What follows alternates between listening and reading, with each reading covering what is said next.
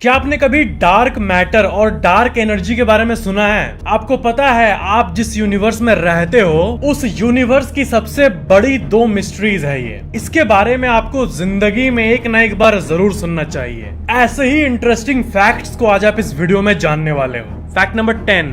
अब जो मैं आपको फैक्ट बताने जा रहा हूँ ये बहुत ही मस्त फैक्ट है। देखो, स्टार का ऑर्बिट करता है प्लैनेट, सन का ऑर्बिट धरती करती है, उसको 1 साल लगते हैं। मतलब पूरा ऑर्बिट करने के बाद जब उसी जगह पे आती है उसको हम लोग 1 साल का टाइम कहते हैं। सबसे लोनलीएस्ट प्लेनेट पता है कौन सा है? ये है 2 मास J2126। और इसे लोनली प्लेनेट पता है क्यों कहा जाता है? क्योंकि इसका ऑर्बिट बहुत बड़ा है। ये प्लेनेट अपने सन से वोपिंग 1 ट्रिलियन किलोमीटर दूर है। मतलब सूरज यहाँ है, धरती यहाँ है, जो नॉर्मल डिस्टेंस है सूरज धरती का उतना इंटू 7000 कर दो। इतना दूर है ये प्लेनेट अपने सूरज से। समझ पा रहे हो कितनी बड़ी फैक्ट है ये?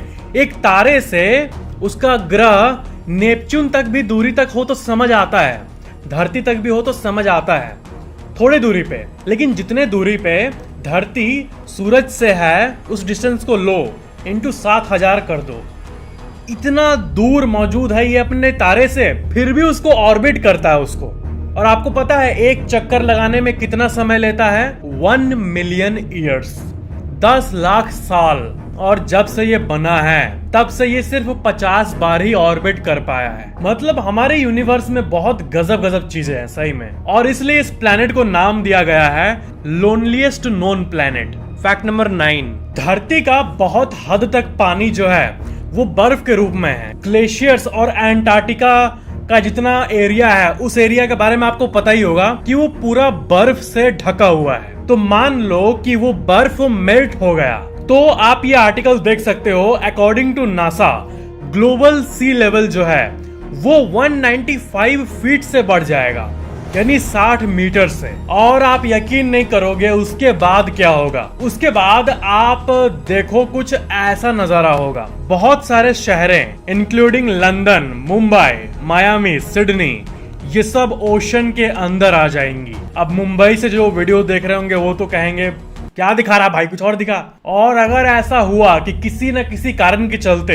एंटार्क्टिका और बाकी बर्फ गल गई तो करोड़ों लोगों को अपना घर मूव करना होगा। और आपको पता है सिर्फ एंटार्क्टिका का आइस मेल्ट होने से ही समुद्र कम सॉल्टी हो जाएगा। जी हाँ, सिर्फ उतना ही एरिया गलेगा ना, उससे पूरे धरती के समुद्र में जो सॉल्टीनेस है वो कम हो जाएगा। और सॉल्टीनेस कम होने से पता है क्या होगा? जो समुद्र के जानवर हैं उनको बहुत इफेक्ट पड़ेगा। एंटार्क्टिका के गलने से सी वाटर के पीएच लेवल में डिफरेंस आएगी। और समुद्र का पानी खारा होता है, सॉल्टी होता है। ये एक्चुअली में समुद्र में रहने वाले जीव के लिए बहुत अच्छा होता है। थोड़ा सा भी कम सॉल्टी हुआ तो बहुत सारे समुद्र के क्रिएचर्स इंस्टेंटली मर जाएंगे, जिससे कि मरीन लाइफ का बहुत ज्यादा हिस्सा खत्म हो जाएगा। Fact number 8। हमारे यूनिवर्स में एक और बहुत ही गजब प्लेनेट है, उसका नाम है वास्प 103b। ये हमारे जुपिटर से करीब 1.5 गुना ज्यादा बड़ा है। और इसकी अजीब बात यह है कि ये अपने तारे को 1 दिन में ही पूरा चक्कर लगा देता है। और सबसे अजीब बात यह है कि इसका जो शेप है ना वो आलू की तरह है। जी हाँ, 1 दिन में जब चक्कर लगा दे रहा है, क्यों लगा पा रहा है? क्योंकि ये अपने सूरज के बहुत करीब है और सूरज का ग्रेविटी इसको इतना खींचता है कि ऐसे हो गया एकदम टेढ़ा। तो जैसा कि आप इसके इमेज को देख पा रहे हो ये पूरा उधर खिंच गया है, टेढ़ा हो गया बोले तो, टाइडल स्ट्रेस के चलते। और इसका शेप बहुत ही अनलाइकली शेप है। और ये जो ग्रह है वो हमारे सौर मंडल से करीब 1500 लाइट ईयर दूर है। इसका मतलब लाइट के स्पीड से जा रहे स्पेसशिप को भी 1500 साल लगेंगे हमारे धरती से वहां तक जाने में। Fact number 7। हमारे सूरज के बारे में एक बहुत ही इंटरेस्टिंग सी बात पता चली है कि सूरज का जो सरफेस पे जितना टेम्परेचर है ना, जैसे कि यहाँ पे सूरज है उसके सरफेस पे कोई टेम्परेचर है, उससे ज्यादा टेम्परेचर सरफेस के ऊपर थोड़ा दूर मौजूद होता है। मतलब कह सकते हो कि सन का जो एटमॉस्फेयर है उसका जो टेम्परेचर है वो सन के सरफेस से भी ज्यादा होता है। सन का जो एटमॉस्फेयर है ना उसको कोरोना कहते हैं। जी हाँ, और वो एस्टिमेटेड 100 टाइम्स ज्यादा गर्म है उसके सरफेस से। एक्चुअली में पता है सन का सरफेस का टेम्परेचर का कोई वैल्यू नहीं है, उससे ज्यादा टेम्परेचर तो हमारे वैज्ञानिक सब धरती पर क्रिएट कर चुके हैं। सन का जो कोर है, सन का सेंटर में जो टेम्परेचर है वो अनबीटेबल है, उसके सरफेस का कोई वैल्यू नहीं है। तो सरफेस से ज्यादा टेम्परेचर उसके एटमॉस्फेयर पे होता है 100 गुना ज्यादा। तो वो इसलिए ऐसा पाया गया है क्योंकि सन हमेशा अपने सोलर फ्लेयर को छोड़ते रहता है। कुछ ऐसा सीन बनता है, वो अपने सोलर फ्लेयर को ऐसे छोड़ता है, तो फिर क्या होता है कि उसका जो सरफेस है उसका टेम्परेचर कम हो जाता है और वही एनर्जी बाहर रेडिएट होती है और इसलिए टेम्परेचर वहां से कोरोना से शिफ्ट हो जाता है एटमॉस्फेयर पे। फैक्ट नंबर 6, जितने भी फॉरेन एलिमेंट्स हमारे धरती पे आते हैं वो तो बहुत टाइप्स के होते हैं, बट मेजरली ये 5 टाइप के होते हैं: मीटेरॉइड्स, मीटियोर, मीटियोराइट, एस्टेरॉइड और कॉमेट। मेटेरॉइड मतलब वो रॉकी ऑब्जेक्ट्स जो कि सन के चारों तरफ घूमते हैं एंड वही जब धरती के एटमॉस्फेयर पे एंटर करता है तो वो मेटेओर बन जाता है। और मेटेओर तो हवा में एटमॉस्फेयर में ही गल जाता है, लेकिन वही जब धरती से टकराने में कामयाब हो जाए, एटमॉस्फेयर को झेल जाए और धरती को टच कर दे, जिंदा रह के ही आ जाए, तो वो मेटेरॉइड बन जाता है। और एस्ट्रॉइड तो वो होता है जो कि सोलर सिस्टम के चारों तरफ घूमते रहता है। और कॉमेट सबसे छोटे होते हैं जो कि गैस और डस्ट से बने होते हैं, जो कि सन के चारों तरफ घूमते रहते हैं। इन सब में सबसे छोटा भाई जो है वो कॉमेट है। फैक्ट नंबर 5, आप लोगों में से बहुत लोगों ने मेरे से पूछा है कि मान लो किसी ने आपको स्पेसशिप से गिरा दिया सूरज के ऊपर, तो फिर क्या होगा? तो इसका आंसर ये है कि सूरज के ऊपर गिरने से आप इंस्टेंटली वेपराइज हो जाओगे। मतलब जो कहते हैं ना कि 1 सेकंड में भाप बन जाना, वो एक्चुअल में हो जाएगा अगर आपको कोई सूरज पे गिरा दिया तो। लिटरली 1 सेकंड से भी कम सेकंड्स में, मिली सेकंड्स में इंसान का पूरा हड्डी गायब हो जाएगा हीट के मारे। फैक्ट नंबर 4, इस दुनिया में बहुत सारी कंपनीज है और सब कंपनीज के क्वार्टरली प्रॉफिट रिजल्ट्स आते हैं, ईयरली टर्नओवर और प्रॉफिट भी होता है। तो देखो यहाँ पे मैं आपको बहुत एक इंपॉर्टेंट चीज बता दूं कि किसी कंपनी का turnover is not equal to profit. बहुत सारे स्टूडेंट्स या फिर छोटे बच्चे लोग ये मानते हैं कि हाँ एप्पल ने इतना $1 बिलियन कमाया, उसका रेवेन्यू इतना है तो उतना नहीं ना। कंपनी कितनी स्ट्रांग है एक्चुअल में ये उसके टर्नओवर से नहीं पता चलती है, बल्कि प्रॉफिट से पता चलती है। अब ऐसे भी बहुत सारे कंपनीज हैं जिसका साल में 10 करोड़ का लेन देन है, उतना टर्नओवर है, पैसा अकाउंट में आना जाना होता है, उसको टर्नओवर कहते हैं। वो एक टेक्निकल कैलकुलेशन हो गई, लेकिन साल में कितना बचा, कितना एंजॉय करने के लिए बचा, कितना प्रॉफिट हुआ जो कि जेब में जाके सेव होगा मस्त, वो बहुत कम रहता है। 10 करोड़ में 1 करोड़ रहेगा। ऐसे भी कंपनीज है और बहुत कंपनीज का एवरेजली 10 करोड़ टर्नओवर है तो 5-6 करोड़ प्रॉफिट भी होगा और बाकी 4 करोड़ खर्चा रहेगा। तो इस दुनिया में एनुअल बेसिस पे सबसे ज्यादा लॉस करने वाली कौन सी कंपनी है और सबसे ज्यादा प्रॉफिट करने वाली कौन सी कंपनी है? तो ये देखो उसका लिस्ट। AOL टाइम वार्नर, ये जो कंपनी है इसका सबसे हाईएस्ट एनुअल लॉस है जो कि करीब $143 बिलियन का लॉस की थी। बाप रे बाप। सेकंड में अमेरिकन इंटरनेशनल ग्रुप AIG, जो कि एक इंश्योरेंस और फाइनेंशियल सर्विसेज की कंपनी है, वो करीब $127 बिलियन का लॉस की थी। और बाकी ये पूरा लिस्ट आप देख सकते हो। इसी के ऑपोजिट देखते हैं कि कौन सी कंपनी आज तक एक साल के फ्रेम में सबसे ज्यादा आज तक का हाईएस्ट प्रॉफिट की है। तो वो है सऊदी अरामको, जो कि एक ऑयल एंड गैस कंपनी है और इसमें सेकंड नंबर में भी यही कंपनी है, Saudi Aramco oil and gas वाला। ऊपर वाला प्रॉफिट 2018 में हुआ था और सेकंड नंबर वाला प्रॉफिट 2021 में हुआ था। थर्ड में वोडाफोन आता है अपना। वैसे वोडाफोन यूके की कंपनी है और इंडिया में तो इतना कंपटीशन है टेलीकॉम में, फिर भी देखो ये तीसरे नंबर पे है। फोर्थ में फैनी में, फिफ्थ में एप्पल, सिक्स्थ में फिर सऊदी अरामको आ गया, सेवेंथ में बर्कशायर हैथवे और 10 नंबर पे आता है गूगल वाला अल्फाबेट। और नीचे आप बाकी कंपनीज को भी देख सकते हो। और भारत की बात करें तो साल 2021-22 इस दौरान में इंडिया की कंपनीज का लिस्ट मैं आपको दिखाता हूँ और इसमें देखो ONGC सबसे टॉप पे है, फिर आता है Reliance industries, TCS, HDFC bank, Tata steel, SBI और बाकी लिस्ट को भी आप देख सकते हो। फैक्ट नंबर 3, दुनिया भर में इतने सारे कार कंपनीज है, आपको पता है टॉप पे कौन है? गेस करो कौन होगा। और हम लोग लिस्ट को थोड़े नीचे से शुरू करते हैं। यहाँ पे 23 नंबर पे सुजुकी मोटर, 21 पे किया, 16 पे ह्युंडई, 13 पे Maruti Suzuki, Ferrari, Honda, BMW, Mercedes Benz, Porsche, Toyota, Tesla. जी हाँ, टेस्ला को टॉप रैंक्ड कार कंपनी माना जाता है। सेकंड में अपना फॉर्च्यूनर वाला टोयोटा आता है।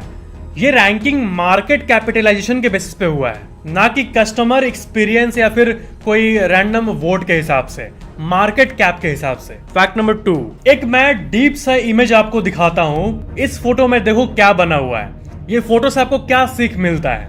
ये जो प्लेट है, इस पे जो आर्ट बना हुआ है, वो हमें ये डिपिक्ट करता है कि आपका खाने के बाद जो प्लेट में थोड़ा सा खाना आप छोड़ देते हो या फिर ऐसे ही पड़ा रहता है, उसको कितने लोगों की जरूरत है। दुनिया भर में भूखमरी की प्रॉब्लम बहुत ज्यादा वाइड स्प्रेड है, जो कि हम कॉमन इंसान अक्सर नजरअंदाज कर देते हैं। बहुत लोग खाना को यहाँ जैसे वेस्ट होता है, दूसरी तरफ एक रोटी भी किसी के लिए बहुत वैल्यूएबल है। फैक्ट नंबर 1, क्या आपको पता है डार्क मैटर के बारे में? हमारा जो नॉर्मल मैटर, नॉर्मल चीजें जो हमें दिखती है आसपास, ये सब पूरे यूनिवर्स का 5% सिर्फ है। बाकी 95% जो है उसको हम लोग देख ही नहीं पाते। सोचो और कितनी चीजें हैं जो हमारे अवेयरनेस के बाहर है, बट है। साइंटिस्ट ने ये एस्टिमेट किया है कि 5% नॉर्मल मैटर है, 25% डार्क मैटर है और 70% डार्क एनर्जी है। और डार्क मैटर और डार्क एनर्जी दोनों इनविजिबल है, हमारे आंख से भी और साइंटिस्ट्स के so called high tech equipment से भी। ये बहुत ही अजीब बात है। मतलब इसका कंक्लूजन ये निकलता है कि हम लोग जो इस रियलिटी को एक्सपीरियंस करते हैं, ये एक्चुअल में एग्जिस्टिंग रियलिटी का टाइनी फ्रैक्शन है, सिर्फ 5% है। और सच बताऊं तो वैज्ञानिकों को भी पूरी तरह से नहीं पता कि ये क्या चीज है आखिर, बट एग्जिस्ट करता है ये पता है। डार्क मैटर जो है वो वही चीज है जो कि गैलेक्सीज को पॉसिबल बनाती है।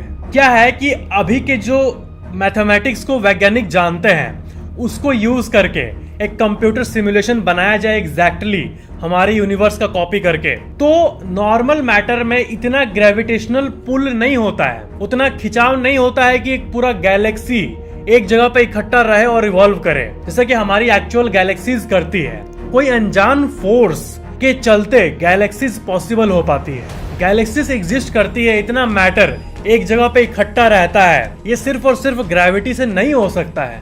ये एक अजीब सी डीप सी चीज वैज्ञानिकों को पता चली है। अगर डार्क मैटर को हिसाब से निकाल दे तो फिर सारे तारे यूनिवर्स में अलग अलग जगह रैंडम होते हैं, बट तारे जो है वो एक एक गैलेक्सीज का पार्ट होता है। तो कुछ ऐसी चीज है जो कि लाइट को इमिट नहीं करती है या फिर लाइट को रिफ्लेक्ट नहीं करती है, और इसलिए वो डार्क कहलाती है, डार्क मैटर। और डार्क मैटर अगर दिखती नहीं है तब भी वैज्ञानिकों को इसके बारे में कैसे पता चला? उसका आंसर है ग्रेविटी।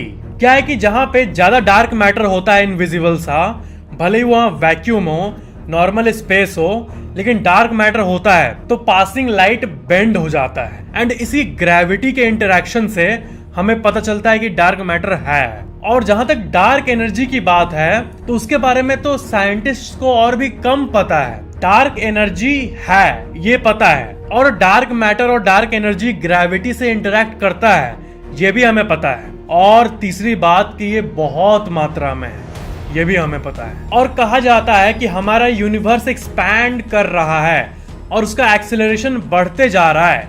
इसका रीजन डार्क एनर्जी ही है। मतलब सिंपल दो बातें हैं, गैलेक्सीज एग्जिस्ट करती है, वैज्ञानिकों ने ये पाया है, ये समराइज किया है कि सिर्फ और सिर्फ ग्रेविटी से इतनी ताकत नहीं आ सकती कि इतने बड़े बड़े गैलेक्सीज को वो होल्ड कर सके, तो डार्क मैटर वहां पे उसको होल्ड कर पाता है। डार्क मैटर के चलते गैलेक्सीज पॉसिबल हो पाती है, और यूनिवर्स जो एक्सपैंड होता जा रहा है और एक्सेलरेट होते जा रहा है वो डार्क एनर्जी के चलते हो रहा है। और अगर डार्क एनर्जी को हटा दे इक्वेशन से तो फिर तो यूनिवर्स एक्सपैंड होगा, फिर स्लो होगा और फिर अपने आप में अपने अंदर ही कोलैप्स कर जाएगा।